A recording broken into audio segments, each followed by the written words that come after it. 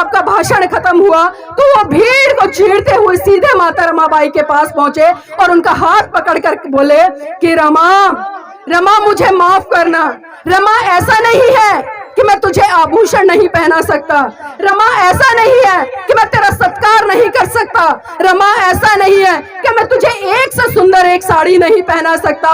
लेकिन रमा, जितनी जिम्मेदारी मेरी तेरे प्रति है उससे कहीं ज्यादा जिम्मेदारी मेरी इस भारत देश की महिलाओं के प्रति है, जिनके शरीर पर ठीक से वस्त्र भी नहीं मिलते उनको शरीर ढकने के लिए। तो सोचिए मेरी बहनों, जिस माता रमाबाई ने पूरा जीवन अपना एक दो साड़ियों में बिता दिया, वो भी फटे हालात में, और उसी माता रमाबाई के त्याग समर्पण के कारण आज आप 100 रुपए से लेकर 1-1 लाख रुपए तक की साड़ियां पहन रही है। तो मैं नतमस्तक करती हूँ ऐसी रमाबाई को, और मैं ये भी संकल्प यहाँ पर लेकर जाऊंगी और ये वादा, ये एहसास आपको कराती हूँ, जिस दिन आप लोगों ने माता रमाबाई के जीवन संघर्ष समर्पण को जी लिया और आप 10% भी उनके बराबर बन गई, तो मैं गारंटी से कहती हूँ इस भारत देश में एक नहीं बल्कि लाखों की संख्या में अंबेडकर पैदा हो जाएंगे। लेकिन जरूरत है आपको माता रमाबाई बनने की।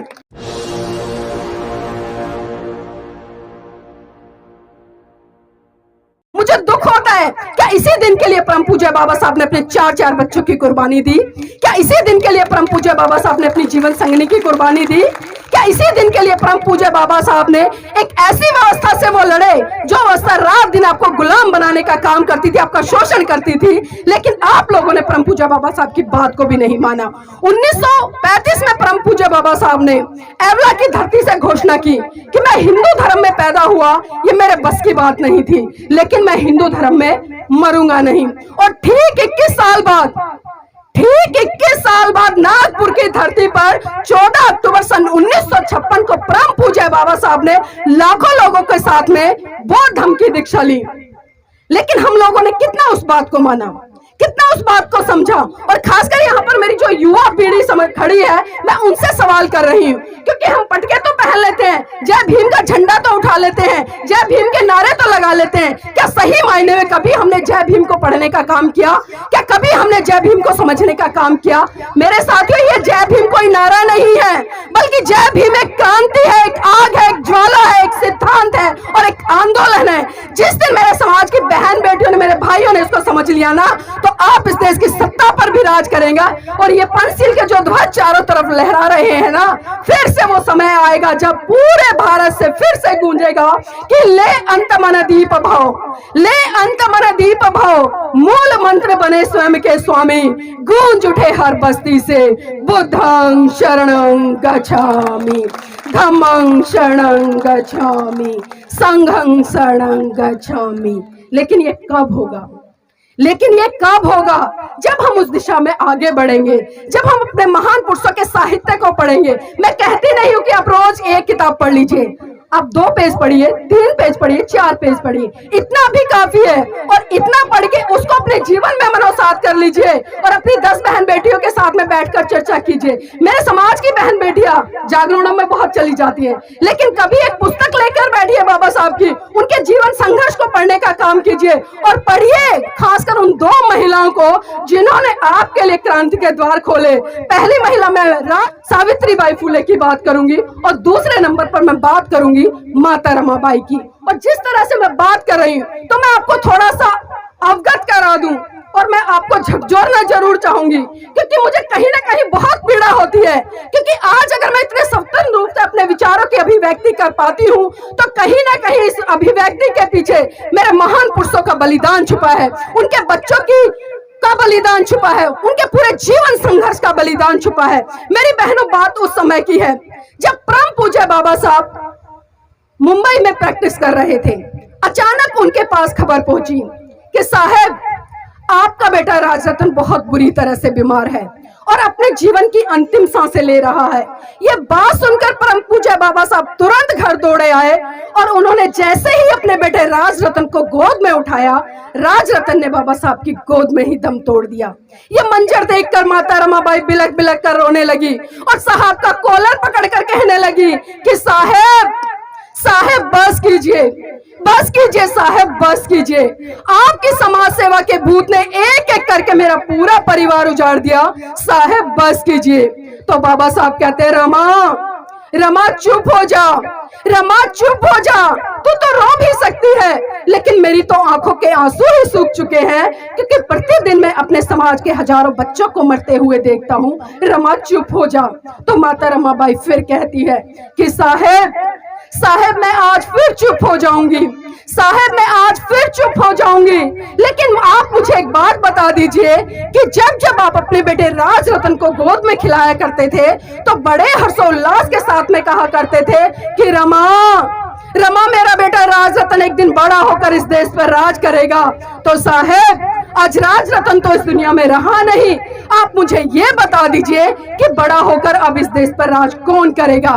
तो बाबा साहब राज रतन के पार्थिव शरीर पर हाथ रखकर कसम खाते हैं और कहते हैं कि रमा मैं भारत देश में एक दिन ऐसा काम करके जाऊंगा कि हर रमा की कोख से जन्म लेने वाला राज रतन इस देश पर राज करेगा, इस देश पर राज करेगा। और वो राज मेरे साथियों आपको परम पूज्य बाबा साहब संविधान के अंदर देकर गए, एक वोट देने तक से लेकर एक प्रधानमंत्री बनने तक का अधिकार। लेकिन आपने अपने वोट की वैल्यू को समझा ही नहीं। समय समय पर हम देखते हैं कि दारू के बदले आप अपने वोट की कीमत को लुटा देते हैं, आप 500 के नोट के बदले अपनी वोट को लुटा देते हैं। लेकिन कभी हमने इस वोट की वैल्यू को समझा? अगर जिस दिन आप लोगों ने सही मायने में बाबा साहब के त्याग समर्पण बलिदान को समझ लिया, इस वोट की वैल्यू को समझ लिया, तो आप सत्ता पर फिर से राज करेंगे। और दूसरी कड़ी की तरफ मैं आपको ले जाते हुए उस घटना का जिक्र जरूर करना चाहूंगी जिस घटना ने आपको आज यहाँ पर स्वतंत्र रूप से बैठकर इतने अच्छे अच्छे कपड़ों में सुशोभित होने का काम किया। मेरी बहनों मेरे भाइयों, बात उस समय की है जब परम पूज्य बाबा साहब पीएचडी की डिग्री लेकर विदेश से महाराष्ट्र लौटे और महाराष्ट्र के लोगों में खुशी की लहर थी। उनको पता चला अरे हमारे बाबा साहब आ रहे हैं, पीएचडी करके लौटे हैं, तो क्यों ना उनके सम्मान सत्कार कार्यक्रम में एक भव्य कार्यक्रम का आयोजन किया जाए। और महाराष्ट्र के लोगों ने ऐसा ही किया। जब उड़ते उड़ते ये खबर माता रमाबाई के पास पहुंची कि उनके साहब आ रहे हैं और उनके सम्मान सत्कार कार्यक्रम में महाराष्ट्र के लोगों ने एक विशाल कार्यक्रम का आयोजन किया है, तो उनके मन में भी एक इच्छा जागी, उनकी इच्छा जागी जब इतने लोग मेरे साहब के सम्मान सत्कार कार्यक्रम में आ रहे हैं तो क्यों ना मैं भी उस सम्मान सत्कार कार्यक्रम को अपनी आंखों से देखूं। लेकिन मेरी बहनों, आपको जानकर आश्चर्य होगा कि माता रमाबाई के पास में एक भी ऐसी साड़ी नहीं थी जिसको पहनकर वो बाबा साहब के सम्मान सत्कार कार्यक्रम में जा सके। माता रमाबाई ने पूरे कपड़े घर में खंगाले, ट्रंक खंगाले, संदूकें खंगाली, लेकिन एक भी साड़ी उनको नहीं मिली। उन्हें अचानक याद आया कि साहू जी महाराज ने एक बार सम्मान स्वरूप बाबा साहब को एक पगड़ी भेंट की थी और उसी पगड़ी को माता रमाबाई ने जहां जहां उनकी साड़ी फटी थी उस पर लपेट कर वो बाबा साहब के सम्मान सत्कार कार्यक्रम में पहुंच गई। अब एक बात देखिए, जब किसी महिला के जीवन साथी का सम्मान सत्कार कार्यक्रम हो रहा हो तो उस महिला को कहाँ होना चाहिए? कहाँ होना चाहिए? मंच पर होना चाहिए, मंच पर होना चाहिए। लेकिन मेरी बहनों, आपको जानकर आश्चर्य होगा कि माता रमाबाई मंच पर भी नहीं थी। अगर मंच पर नहीं है तो फिर कहाँ होना चाहिए? मेरे ख्याल से जो पब्लिक बैठी है, जो पहली पंक्ति है मंच के सामने, उसमें माता रमाबाई को होना चाहिए। माता रमाबाई वहां पर भी नहीं थी। माता रमाबाई ना पहली पंक्ति में थी, ना दूसरी पंक्ति में थी, ना तीसरी पंक्ति में थी। यहाँ तक कि मैं आपको बता दूं, जो लाखों की भीड़ वहां पर खड़ी थी, दूर दूर तक उस भीड़ में माता रमाबाई दिखाई नहीं दे रही थी। बाबा साहब भी टकटकी लगाकर मंच से देख रहे थे, आंखों में आंसू थे, भावनाएं प्रबल थी। अरे कहीं तो भीड़ में मेरी रामू मुझे दिखाई दे, लेकिन दूर दूर तक माता रमाबाई बाबा साहब को दिखाई नहीं दी। लेकिन भाषण जैसे ही खत्म होने के कगार पे था तो अचानक बाबा साहब की नजर भीड़ के पीछे एक पेड़ खड़ा था उसके पीछे पड़ी और वहां से एक महिला चुपके से बाबा साहब को निहार रही थी। बाबा साहब बिना कुछ कहे, बिना कुछ समझे समझ गए कि वो भीड़ के पीछे, पेड़ के पीछे जो चुपके से एक महिला निहार रही है वो कोई और नहीं बल्कि वो मेरी रामू है। वो ये भी समझ गए कि वो आगे क्यों नहीं आई, क्योंकि आप सबको पता है मेरी बहनों, जब आपके जीवन साथी अच्छे पढ़े लिखे हों और वो सूट बूट पहनकर रहते हो और आप फटे हालात में आगे जाएंगे तो क्या उनका सम्मान होगा? नहीं होगा ना। तो यही सोच माता रमाबाई की थी और बाबा साहब ने इस बात को अच्छे से समझा। और जब बाबा साहब का भाषण खत्म हुआ तो वो भीड़ को चीरते हुए सीधे माता रमाबाई के पास पहुंचे और उनका हाथ पकड़कर बोले कि रमा मुझे माफ करना। रमा, ऐसा नहीं है कि मैं तुझे आभूषण नहीं पहना सकता। रमा ऐसा नहीं है कि मैं तेरा सत्कार नहीं कर सकता। रमा ऐसा नहीं है कि मैं तुझे एक से सुंदर एक साड़ी नहीं पहना सकता।